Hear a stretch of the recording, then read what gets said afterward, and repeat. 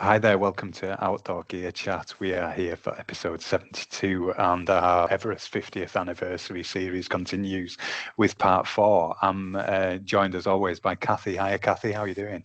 Hi, Wayne. It's a fantastic opportunity to talk about a huge expedition back in 1975 and to celebrate the achievement of Doug Scott and Dougal Haston being the first Britons to summit the world's highest mountain. And the And the sport rest of as the a, team behind well, the yeah, scenes or not it, behind the scenes, but yeah. yeah, as we discussed, it was a big a Yeah. big expedition. We obviously have a link. My shops, the Climber shop in Ambleside and the Joe Brown shops in Snowdonia, they've got historic links and have been supplying expeditions for many, many years. But our Ambleside shop in particular has a very close link to Community Action Nepal. And we discussed that, I think, back in episode 13, I think. And that's way And back. I know.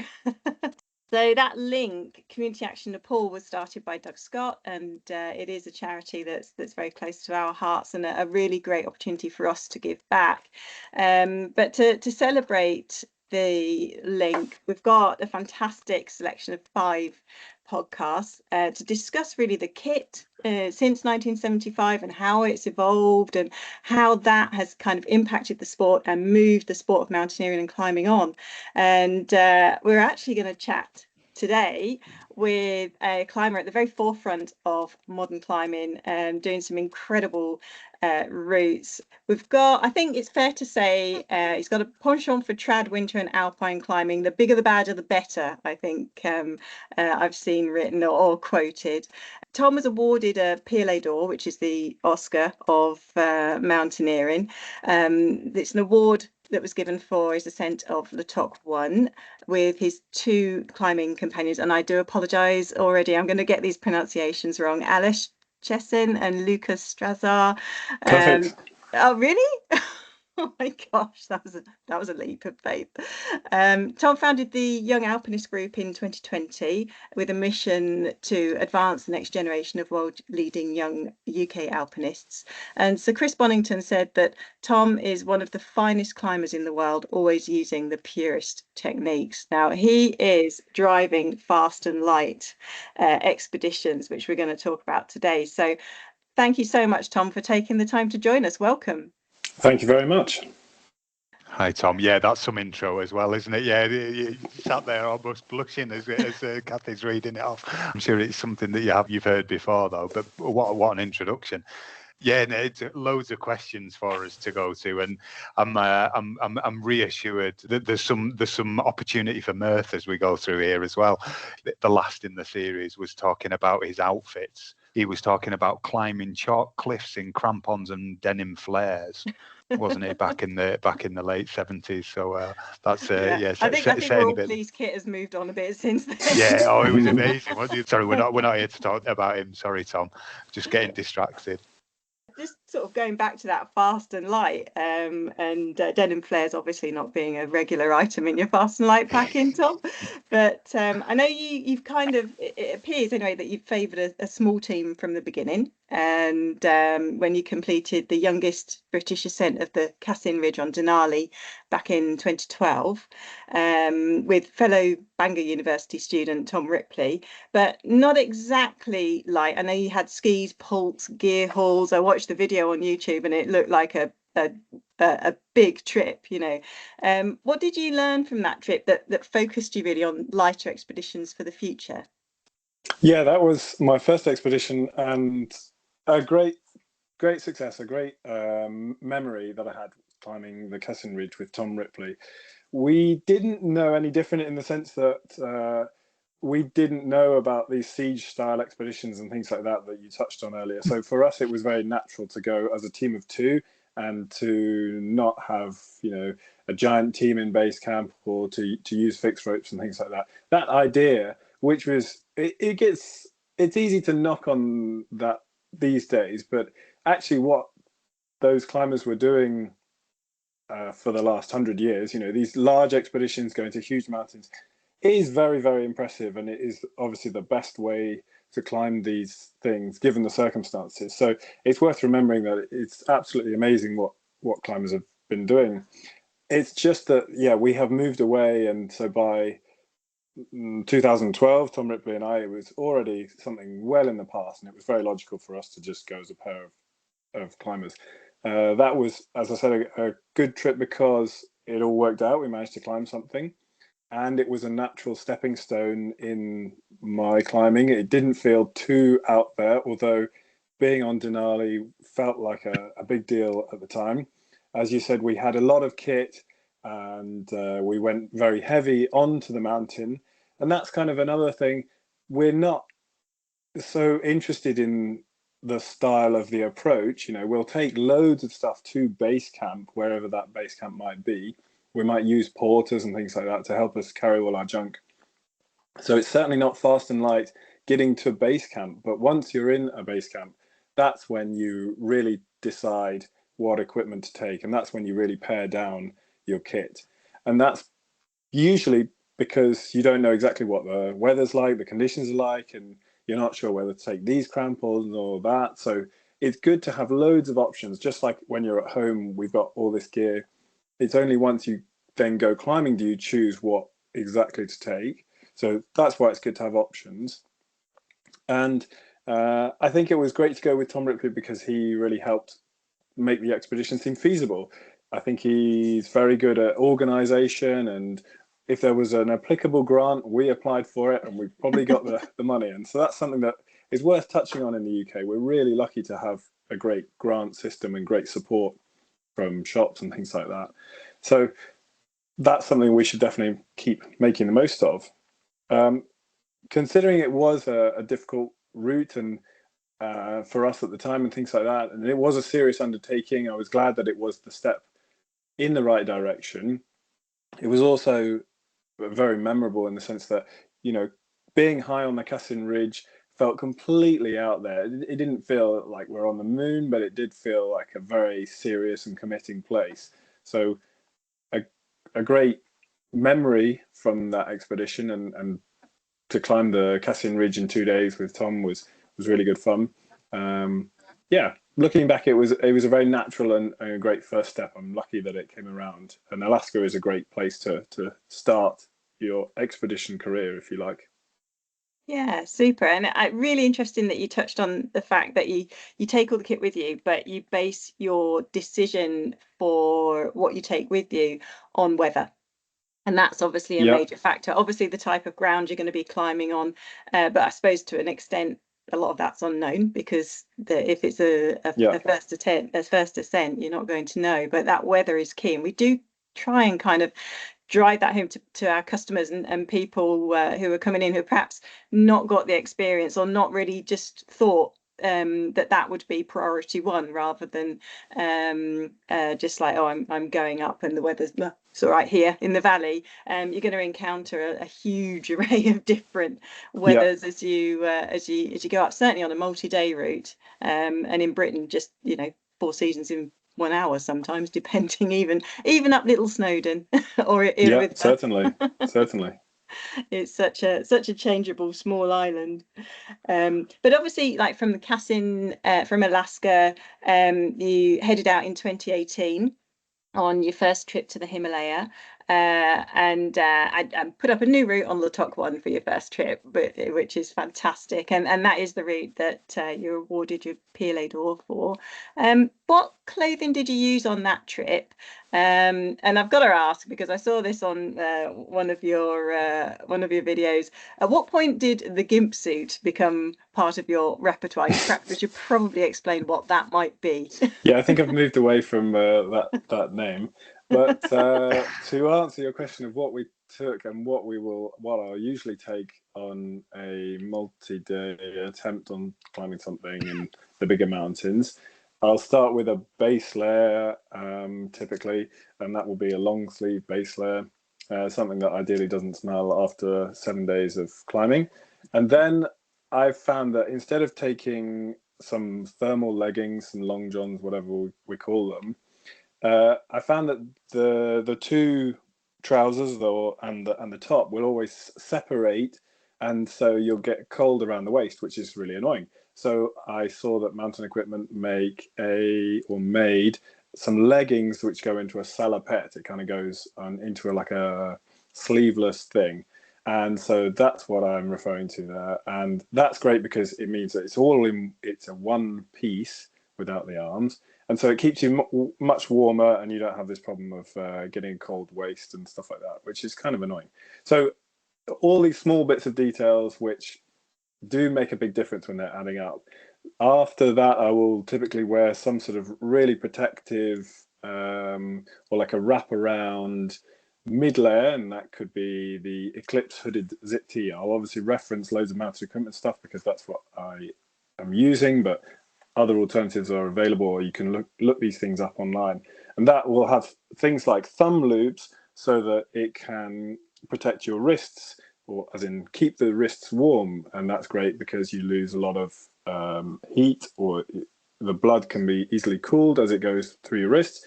So that's keeping your hands warmer. It's got a hood, and it's got something that you can zip up so that it really covers your face. Then I'll use something that's a synthetic mid layer, and that could be something that has about 60 grams per square meter of insulation. At the time I used a mounted equipment transition jacket, but nowadays we're experimenting with things that can have a warmer warmth to weight ratio, or a better warmth to weight ratio, and be slightly lighter. This is an area which is very interesting because it can be developed further and further. I don't use a down thing because it tends to get a bit wet and hot and humid sometimes, so that renders it not so nice. It's also good because you can wash this item of clothing at the end of wearing it for 7 days, which is very important. And then I'll typically wear a shell, and it'll be a hard shell. It'll be the lightest possible thing that I can find. It might just have one chest pocket, and that's it. And it needs to be very, very light. All of these things need to be as light as they possibly can. And the reason that I use a hard shell is for the same reason that we use it in the UK. It's lighter than a soft shell, but it's also more protective. It will give you, all weather protection, and it's nice and simple to wear. I don't use a soft shell much, even in the Alps, because you hold the two items up. Well, the hard shell is lighter and it gives better protection. Okay, easy choice. Yeah. And then I'll take a down jacket of some sort to go over the top of everything.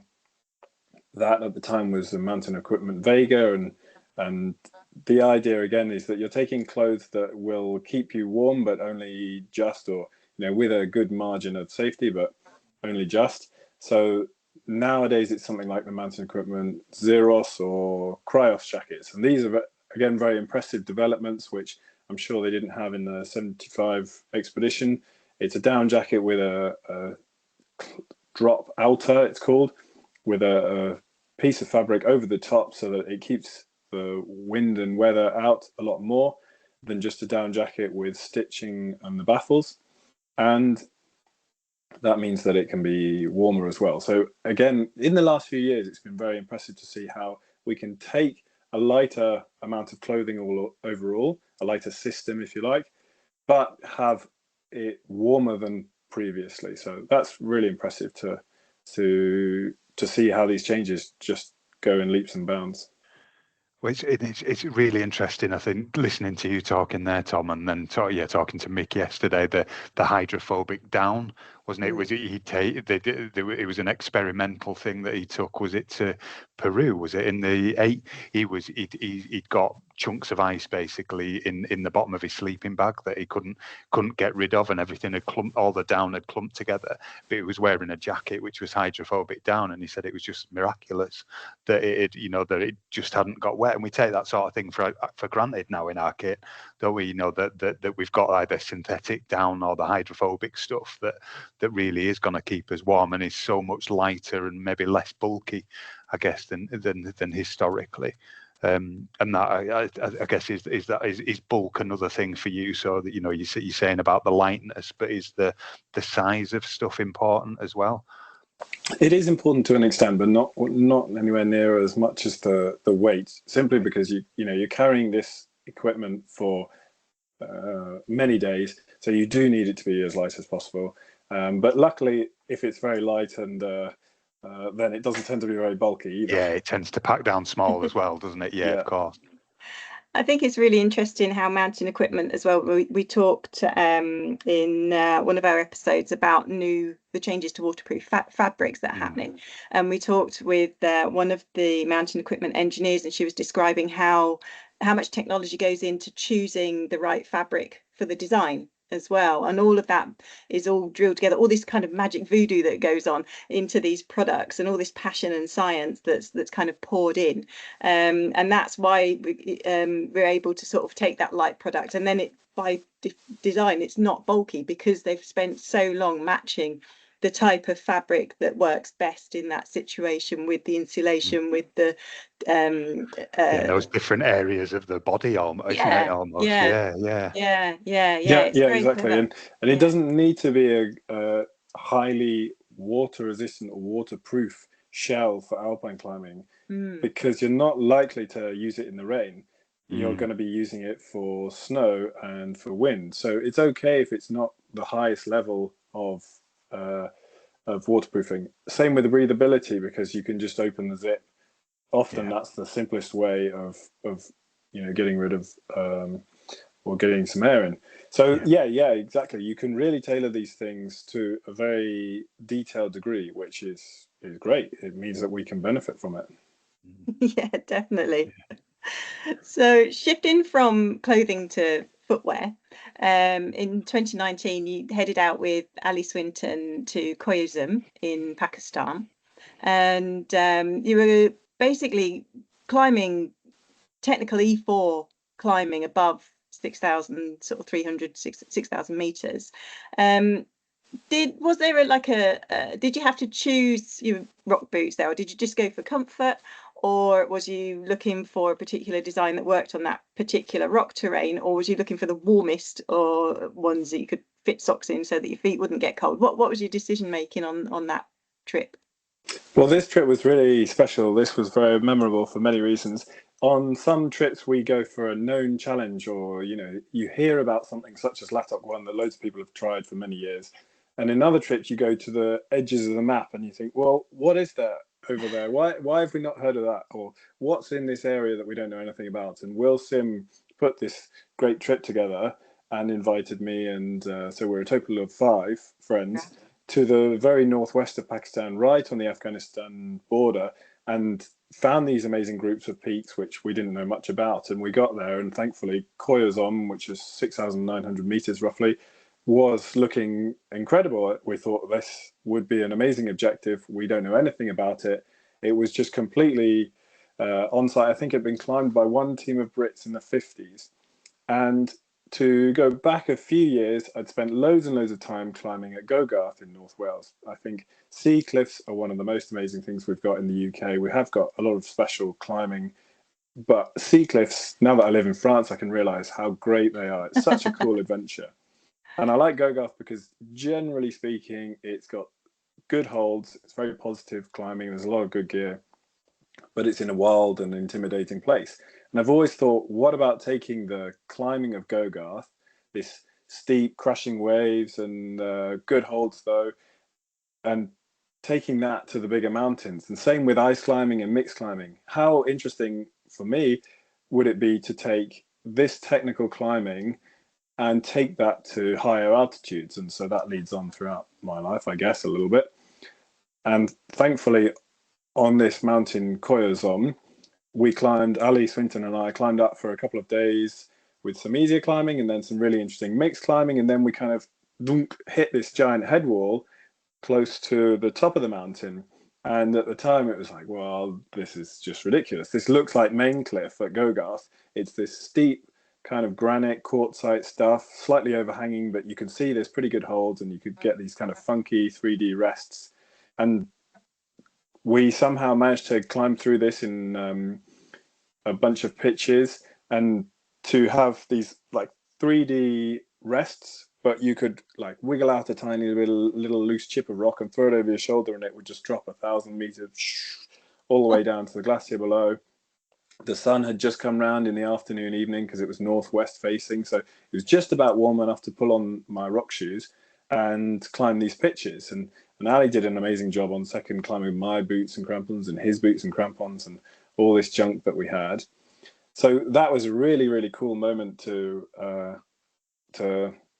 experience. The reason I took those climbing shoes was because we did wonder from seeing these photos before we went, this looks like a climb that might involve rock shoes. And I've just got these La Sportiva Mura VS shoes that I use for Gogoth all the time. They're one of my favorite pairs of shoes. Okay, we'll chuck them in. And I chucked them in a slightly larger size than normal so that I could use them without, crimping my toes into numbness. Nowadays, there are some really light pairs of shoes. I really like the Mantra, for example, which are a very, very light pair of slipper climbing shoes. And I can take them in the Alps quite a lot. And I have taken them on big trips as well as a sort of, not a get out of jail free card, but if it's really hard, pure rock climbing, then you can pull on these shoes and hopefully keep going. The later part of that trip, the Koyozon trip, did unfortunately end in a rescue and Ali going to helicopter and that going to hospital. But that's another story. And I guess, we learned lots of lessons, and very important to think of the descent and to remember the descent. But thankfully, it's all fine. But it was a big contrast between this climb that we did, which was very improbable and for us very, very out there, and such a very good experience. But unfortunately, the descent was the complete opposite. But it all ended well, and we're still friends. And yeah. And can I just ask a question about how long did it take you to get to Pakistan, for example? How long did the trip take you in total, or how long do trips in general take you? Then there's a reason for it, which I'll come on to in a minute. But trips to somewhere like Pakistan, India, and Nepal, I'll typically budget 7 weeks, and that's for a mountain that's about 7,000 meters. And that's because you might need a week to go into the mountains from the UK. You might need a week to travel back, so that's 2. You might want 2 weeks to acclimatize, and then you might want 2 or 3 weeks to allow for a good weather window. And inevitably, there'll be sometimes when it's a lot quicker than that, and you might need to go to lower altitudes, so you don't need as much time to acclimatize. Or sometimes you're right to the very limit, and you're just catching a flight. Yeah, I like the wry smile that you gave at the end there. Again, there's more stories there to tell at another point, isn't there? But and the reason I asked the question is because we've got a complete contrast within what you're doing nowadays and the Everest 50 years ago, where it was months in the planning, the logistics, the getting everything out there. And again, when we were talking to Mick about some of his adventures, he was saying he felt very lucky at the end of the 80s to be the first to be able to take a flight somewhere, and it was dead quick. The Pakistan expedition that you just mentioned there, for example, back in the 50s, probably took I don't know, 3 months plus. It must have been 3 to 6 months to be honest, mustn't it, with all the planning and getting everything over land to get there. It's something that's both good and bad, the world that we live in at the moment, because we can fly to these places and do these things very quickly, but nowadays the roads are going further and further and further into the mountains, and so you start walking at a closer place. That means it's more accessible. But I almost look wistfully at these expeditions of the 50s, 60s, 70s, 80s, where they started walking way back down there, and it was 2 weeks to get into the mountains, and such disconnection and such time being just in that moment, if you like. And that the environmental impact as well, it always strikes me of all of that, isn't it? There's a lot to be said about that time versus this, I suppose. But it's environmental and economic as well, isn't it? Because in years of old, expeditions started walking from Kathmandu, and now they just start from Lukla. So that whole economic benefit to that region vanished as soon as aircraft, or the airport was built at Lukla. And then in the Indian Himalaya, traveled to the Garhwal region quite a lot, and over the last 30 4 years and seen how, as the glaciers have receded, the roads have extended. There's been this bizarre. Yeah, It's almost, I Yeah. suppose, it's what's happening. Climate change manifested, really. yeah, and a direct correlation between the two things, I suppose, isn't there? Yeah. I can now go on 3 trips a year, which is great, and if well managed, that's means that you can get a lot of time climbing. And I suppose it's worth saying that on these ambitious trips, you perhaps have a 50% chance of getting to do the thing you really want to do. And so the more trips you can go on, the more chance you can succeed. You need a lot of stars to align and a lot of luck to make these trips happen. So it's worth keeping that in mind. But yeah, now it's not really acceptable to do 3 trips a year, and it has a huge environmental impact. So yeah, there's all sorts of things behind it. Yeah. I guess just kind of thinking more about going back to sort of the kit that you're carrying with you, and actually, as you mentioned, not everything goes to plan, and particularly if you're doing 3 trips a year, there's a lot larger chance of things not going to plan because you're putting yourself in those different environments and into those remote areas. And I know you've been back to the northeast pillar of Chengang-Poche, is that the correct? Yeah, I think that's is that okay? Sounds an okay pronunciation? But there was a climbing partner. There was a fall and the damaged finger, and Matt lost a crampon heel bail, which can be critical. And just a small thing like that can make or break a trip, depending where it happens. Have you found over the years that your repair kit, as you kind of go fast and light, do you still include a repair kit, and are there key items that you do not go up the hill without? Yeah, that was also a very special trip with Matt Glenn. I fell off, but Matt dropped both his crampon bails somehow, amongst all the other stuff that were, on our climb.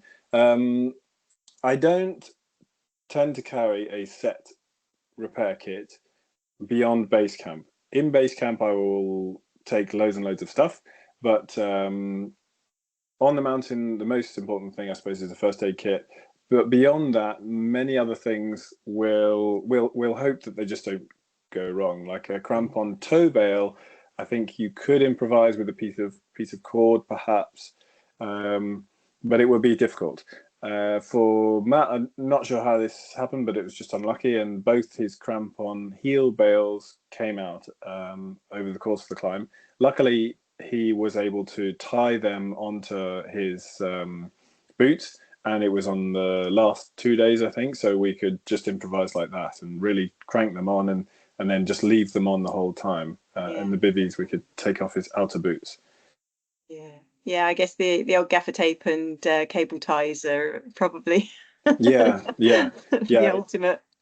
Yeah, it's very annoying and unlucky if it happens, and there are some things that you can improvise with and some things not. It's a bit of a balance between like the situation that you're in and what you have left to climb and how much you can improvise safely or not. On this instance, we were able to make it work, which is good. Yeah, grand. One of the things I also sort of came across just sort of reading some of your articles was your request for a double sleeping bag from Mountain Equipment on one of your trips to Gasherbrum 3. That's obviously like almost the ultimate in minimalism, just like, right, one sleeping bag between 2. Yeah. This is absolutely How did that come an about? amazing Who gets to bit. carry it? It's an amazing bit of kit, and it really has changed and improved the way that we bivvy. The concept is that it's a sleeping bag with enough space for 2 people. So it's well designed so that it's comfortable, and it therefore weighs about the same as 2 sleeping bags or a bit less, but is double the warmth because there's sharing body heat and there's a fair amount of down inside it. And it's a custom piece that Mountain Equipment have made just for me, so it's very lucky. It doesn't matter who carries it. I don't really know. We don't decide who carries it or anything like that. But yeah, that means that you're twice as warm. You're carrying half the amount of weight. You're also drying the sleeping bag really effectively, and seems to be a big problem for some people that on day-to-day climbs, multi-day climbs, the sleeping bag will eventually get wet, and that will be a big problem for them. But because this sleeping bag, the double sleeping bag, sort of breathes really well, it can then get rid of all the moisture that's inside it on a day-to-day basis, and so it's never really got wet. So that's great. Yeah, it's a really, really good piece of kit. Yeah, so is that actually cemented in your trip kit now every time you go away? Yeah, I will always try to take this, and I suppose it's worth saying, like in some, we talk about fast and light, and it's very easy to do that in places like the Alps, the Canadian Rockies, Alaska, Patagonia, and I really enjoy climbing in that style. But when you're trying to do a technical new route to a high altitude, let's say above 6,000 meters, you then start to encounter lots of unknowns, and so it's very difficult to just go fast and light. No bivy kit, for example. You start to become quite strung out, or you start to take a lot of risks, or simply you just have such a small amount of like a small success rate, because you're like, well, okay, this has taken more than 48 hours, we're going to have to bail. So that's why we often end up taking a bivy kit, and that's why these ascents can take a long time. It's sort of, you want to make the most of that trip and to succeed. So you then take a bit of extra reserve, and also you know that you don't know anything, or you know that there'll probably be hard climbing. That's one of the things I'm attracted to.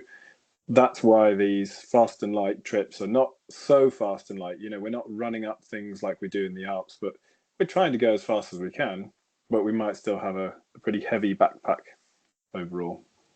I know you write a lot of articles for magazines, and one of the sort of quotes that stuck with me that you wrote was, "Minimalism is as important as self-belief." And so having a firm focus, I suppose, on the goal and what's being realistic on what you need to carry with you to achieve that, and taking into account rest, and taking into account food as well, because obviously that's critical to keeping blood flow to digits and to toes and fingers and stuff. And so Yeah.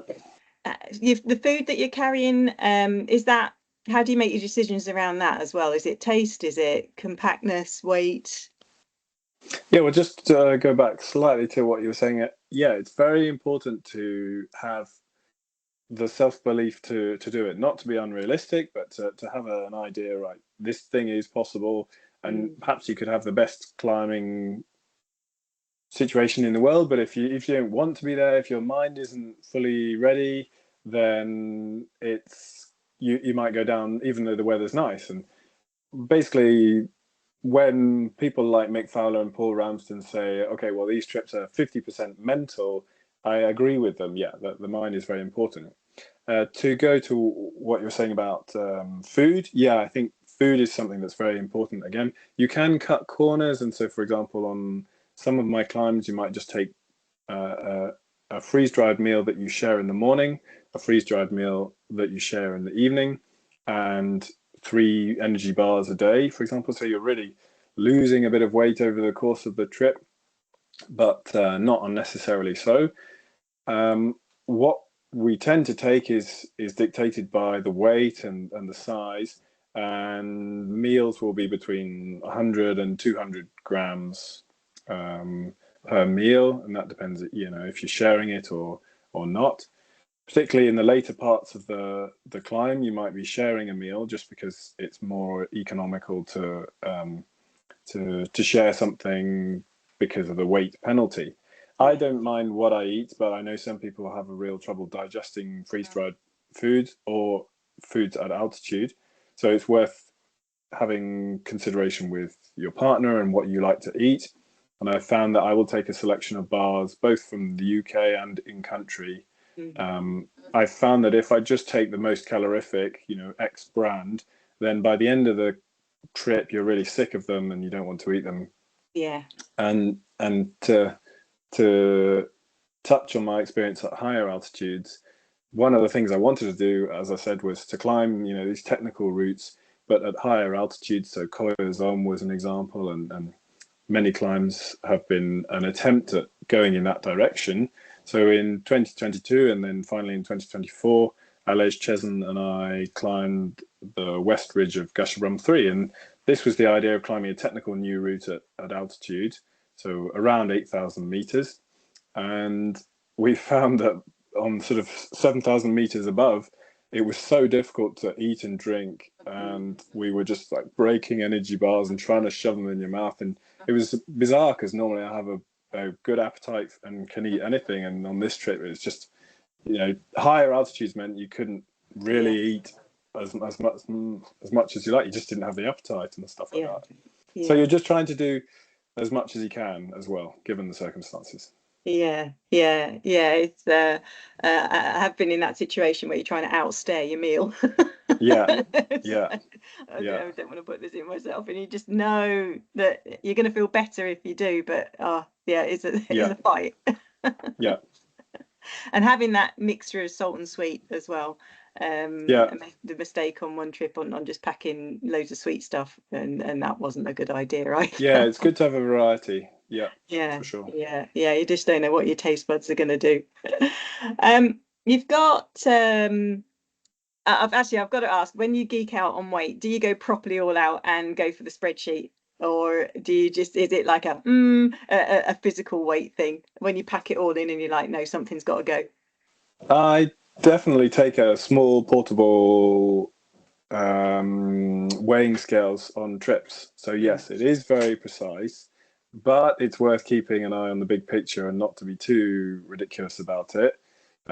Function is obviously so important on these sorts of things, and so sometimes nowadays I will take to sleep on just a piece of foam mattress, but I will also take a really small, like half length, very light inflatable mattress. And that's because I've found that if I'm sleeping just on this foam for 7 days, it means I don't sleep well, I don't recover well, and it wrecks my shoulders. So I've taken this little thing as a sort of luxury, but it then means I sleep much better. So that the weight is very, very important, but up to a point. And if you can do something if you've got an item which you can do many things with, then that's absolutely brilliant. If it can be as useful as possible. Superb. So you got I think the size, one of the on Gasherbrum 3, you mentioned that your pack was about 12 kilos. And does it vary much from trip to trip, or have you found now you can almost pack your kit blindfold because you've got your kit, you've got the items that work, unless you've got something on test, I guess that would make a difference. Is that how your packing works these days? Yes and no. I definitely think that practice and climbing lots will give you a very clear idea of what you want to take. So I think that's really important to do, just climb as much as you can before a trip. But I think it's a very much case by case circumstance. And so for some climbs you might take no rope, for some climbs you might take just one half rope, so for some climbs you might take double ropes or a single and tag, for example. So it's really up to you how brave you're feeling, or what the descent is, and the amount of hard climbing that you might find. So for each item, it is a balance between, okay, so how do I want this to perform? Is it just once, or is it all the time? Do I need it to be absolutely reliable, or do I need it just in case? Do I need to have this much food, for example? So it's very, very important to work out exactly how useful it's going to be and how many times. Yeah, and I suppose that kind of thought process as well, that works not just at high altitude mountaineering, but it also works if you're on like a long distance through hiking trip, or if ultra running is the classic, people get so caught up on the nth gram of the food that they're carrying, or this or that. I think depending on where you are at in your athletic Absolutely, yeah. career, it can make a very big difference. But if you're way lower down the pack like me, I'm like, nah, you know, that's not going to make a difference for me. I'm much better with getting the comfier shoes, or, you know, just carrying that bit extra because I know I'm going to sink, my energy is going to sink at that point, and I can just top it's myself absolutely up. right. Yeah.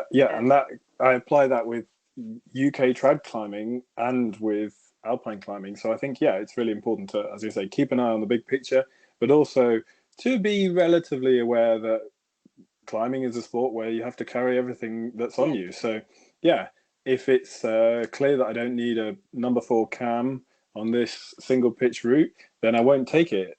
And that's a little bit like the self-belief thing. Okay, I'm going to believe that it's not necessary, and if I find that I don't need it, then I'll be, you know, much lighter and will climb easier. If I find that I need it, well, can I get some other gear in, stuff like that? You know, it's yeah. If it's like the hardest on-site I'm going for, then yeah, maybe I will need that cam because it'll make me feel better, or maybe the option of getting in some other gear next to it is going to take much more energy.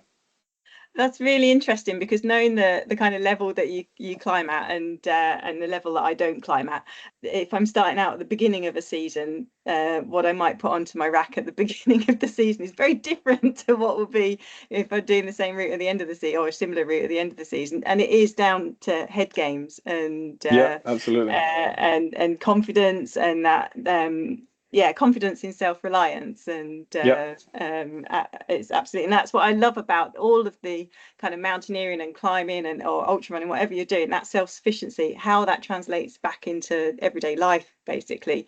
And all those kind of skills that kind of come back and into your day-to-day and into the workplace sometimes as well. So I guess the big question is, have you ever found yourself in a situation where you needed something warmer, or you needed additional kit, and have you come to a point where you've thought that light was too light? Yes and no. And I think it's good to be a bit scared in life, and I think it's good to be fearful of, particularly committing alpine climbing, to be a little scared of too much commitment. And I used to say, oh yeah, wouldn't it be amazing to be just completely out there and to be completely committed on a big climb? But that's actually probably a bit too risky, and you realize that often you can go down on many mountains. It's rare to be completely committed, and even climbing with one half rope and a BL escaper on Gashbrum 3, Alej and I realized, well, we probably could get down from this point or that point. There was a point where it would be probably, well, it definitely would be much easier to sort of bail upwards. But yes, it's good to try and be a little conservative, a little wary of that. I definitely have gone a bit too light, and then you just end up shivering a bit. And thankfully, it's not, you know, I try not to do it on a serious or a very consequential climb. But certainly, just trying things here in the Alps is a great testing ground, and also a great place in itself. And you realize, okay, well, if it says -20 and it feels -20 and it's windy and snowing, okay, right, well, that jacket is not quite warm enough for technical climbing. It might be okay for moving together all the time, but okay, that item is great for up to that point, but not there. So that's useful.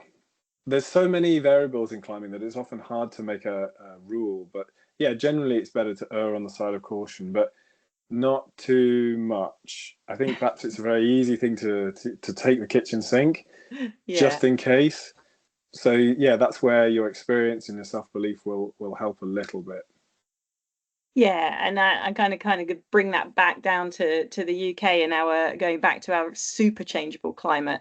And if you are just out for a day, you're not committed because you're out on a walk and you're going to be able to get back. Then actually, it probably is a situation. If you're not sure, then pack it Yeah, because if you yeah, don't need there's no consequence to yeah, taking it yeah, with you. yeah. I'll take the best, the hardest wearing shells that I can for Scotland, because I know the Yeah. weather is really, really difficult often. And the reason that I might not get up a pitch is not because of the weight of my jacket and my trousers, it's because of the pitch, for example, or it's because of me. So yeah, in Scotland, for example, you can afford to take a lot of stuff, and you'll be happy to take a warm or a really resistant item of clothing, and you'll take, you know, big heavy synthetic jackets because the belays will be 2 or 3 hours long. Think, oh great, take as long as you like, I'm going to eat all this food that we've carried and I'm going to be nice and warm in this jacket. Yeah, absolutely. You just carry on in that spindrift. Yeah. As my friend Ushton Hawthorne says, the longer you take climbing, the more I get to eat. Fantastic. That's a top mantra. I'm gonna use that. Oh, Tom, it's been an absolute pleasure to speak with you today. Thank you once again so much for your time, taking the time to talk to us and joining us from your home in France. It's been super. I want to say thank you also to Mountain Equipment, one of your main sponsors, and they've made this chat possible today. And as we explained at the beginning, it is part of our Everest 50th anniversary celebrations, and we will be having a window in our Ambleside shop dedicated to that expedition and the evolution of equipment, mountain equipment in fact, from that period to the present day. So do come along and see it. If you've been listening to Tom and you would like to find out more about his writing and his guiding as well, because you are available to guide. I Or can have. you fit that in with your 3 trips a year? I should say I am not a mountain guide. I'm just an SPA and ML back when they were things. But now that I live in France, I don't do that anymore. But perhaps, yeah, if I go to the UK and the SPA and ML are still valid, summer ML, I will be happy to do that. But yeah, no. Yeah, no. Cracking day out on Stanage. Yeah, that sounds cool. Yeah, but no, I'm not really available to guide. But okay. Thank you. No problem. So you can find out more about Tom's writing on at his website at www.tomlivingstone.com, and in the show notes you will find links to episodes talking with Mountain Equipment's product design manager Malcolm Rudge about their gloves, and also with their Doctor of Down Matt Fuller. So there's a wealth of information to find out there. You can of course come along if you're planning your own adventures and buy all of your kit, from walking in the Lake District right through to climbing an 8,000 meter peak, and that is available at www.climbing-shop.com. and we also have a wealth of free information available on our sister website, the Joe Brown Outdoor Academy, and that is available at www.joebrownoutdooracademy.com.